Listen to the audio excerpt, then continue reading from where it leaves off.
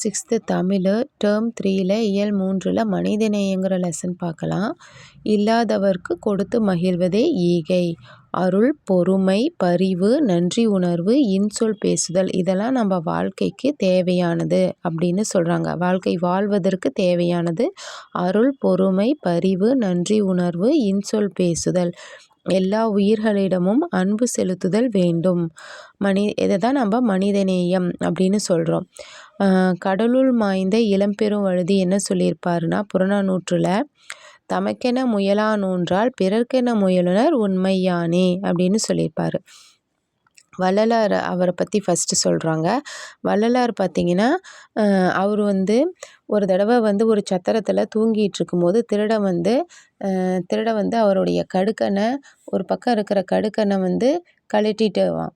அப்போ அவன் போகும்போது அவர் சொல்லுவார், இந்தாப்பா நில்லு, இந்த மாதிரி நீ ஒரு கடுக்கனை மட்டும் கொண்டுட்டு போய் கடையில் விற்றீங்கன்னா உன்னை திருடனை பிடிச்சிப்பாங்க.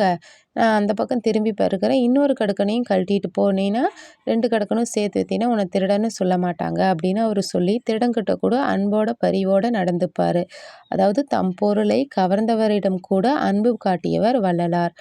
அவர் எந்த ஒரு உயிருமே பசியால் இருக்கக்கூடாதுன்னு சொல்லி வடலூரில் சத்திய தர்மசாலையை நிறுவினார். 1867 வடலூரில் சத்திய தர்மசாலையை நிறுவினார்.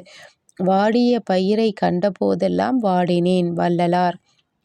வாடிய பயிரை கண்டபோதெல்லாம் வாடினேன் வள்ளலார்.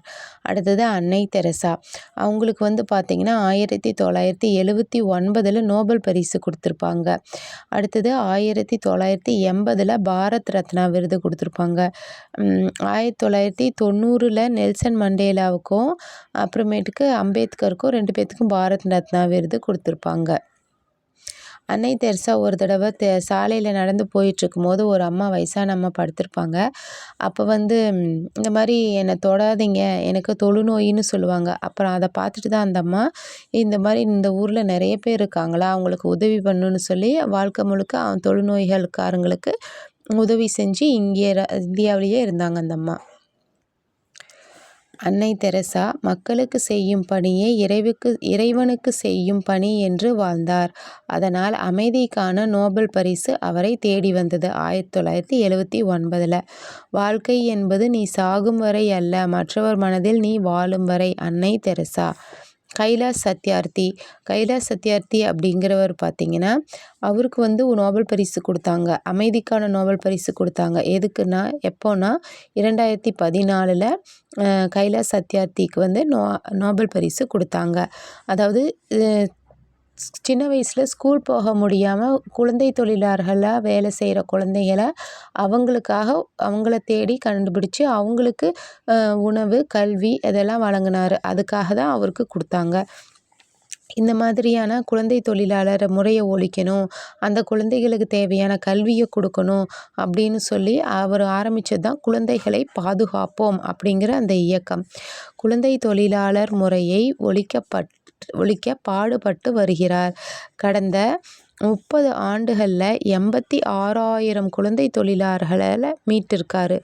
உலக குழந்தைகள் கல்வி உரிமைக்காக 103 நாடுகளில் 80,000 கிலோமீட்டர் தூரம் நடைப்பயணம் போயிருக்காரு. எந்த வருஷத்துனா 1998.